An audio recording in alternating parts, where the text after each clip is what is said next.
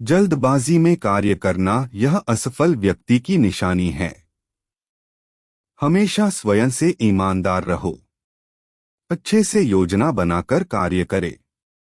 लोमड़ी और अंगूर की कहानी नैतिक कहानी है। एक लोमड़ी भूख के कारण परेशान थी। वह भोजन के खोज में यहाँ वहाँ भटकने लगी। वह पूरे तरह से थक चुकी थी। अचानक उसकी नजर एक हरे भरे बाग पर गिरी। उसे वहां से बहुत ही मीठी सी सुगंध आ रही थी। वह झट से भागी और बाग में इर्द गिर्द देखने लगी।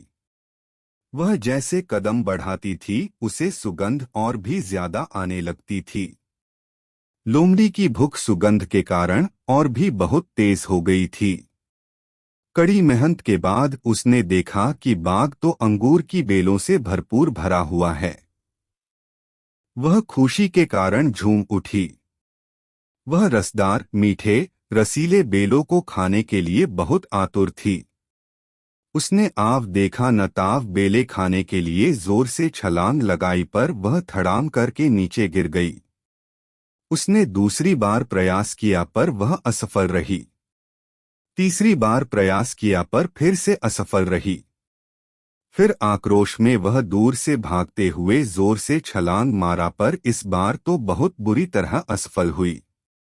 असफलता बार बार हाथ लगने से उसने विचार किया कि अब यह मेरे तकदीर में नहीं है। निराश होकर उसने कहा, अंगूर खट्टे हैं, इसलिए मैं यह अंगूर नहीं खाना चाहती हूँ। लोमड़ी और अंगूर की कहानी से हमें क्या शिक्षा मिलती है?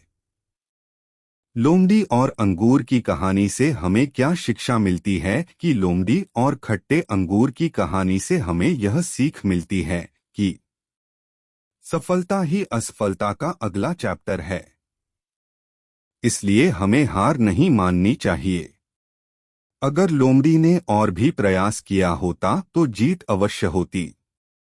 लोमड़ी और अंगूर की कहानी की सीख यह भी है कि हमें स्वयं से ईमानदार रहना चाहिए। अगर हम कोई कार्य में सक्षम नहीं है तो हमें हमारी क्षमता को बढ़ाना है।